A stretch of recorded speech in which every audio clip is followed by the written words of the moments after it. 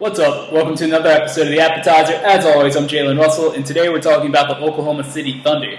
They finished out 45-37 last year, ninth in the Western Conference. And they're under a new regime this year. They fired Scott Brooks in the offseason and hired Billy Donovan as the new head coach. Billy Donovan was a great coach at the college level for the University of Florida, so I think that'll translate over, especially with the talented roster that he's inheriting this year. They really only lost Perry Jones and Jeremy Lamb, two guys that really never panned out the way that they thought they would.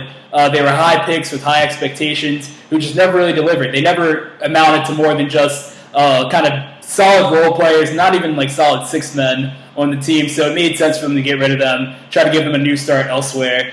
They also added Dakari Johnson and Cameron Payne through the draft. I don't think Dakari Johnson is going to play too much.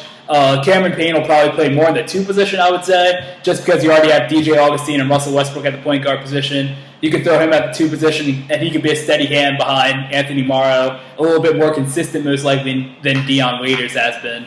I think the biggest issue that I have for this team right now is the fact they matched that offer sheet for Enes Kanter for the 4-year, $70 million deal that Portland offered.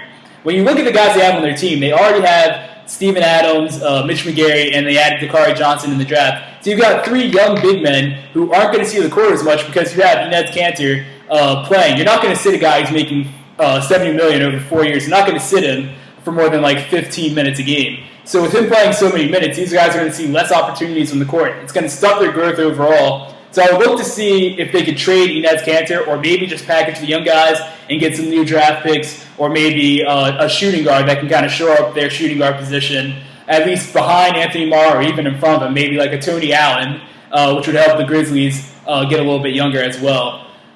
Past that, I think these guys are obviously going to be good. I mean, Kevin Durant's coming back at the small forward position. If he stays healthy, Westbrook stays healthy, this team's going to be great. Obviously a contender and really going to push guys, which is important since Kevin Durant's going to be a free agent after this year. He's going to want to see a big winning season, hopefully even getting to the Western Conference Finals for him to stay, I'd say. Otherwise, I'd look to see him maybe even go to Washington where they're a little bit closer and in a weaker division where they might be able to make it to the finals a little bit easier.